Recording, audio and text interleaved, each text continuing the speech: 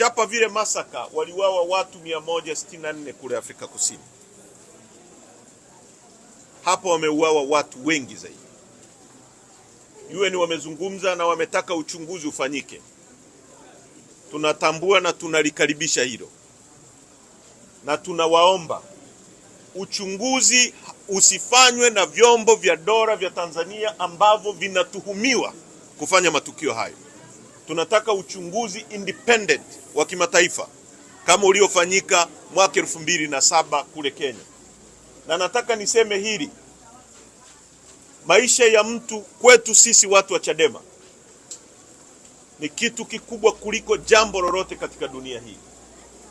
Kwa hiyo hili jambo la watu wetu waliouawa, Watanzania waliouawa, hata nani ajidanganye, halitafichwa chini ya uvungu, haitakubalika.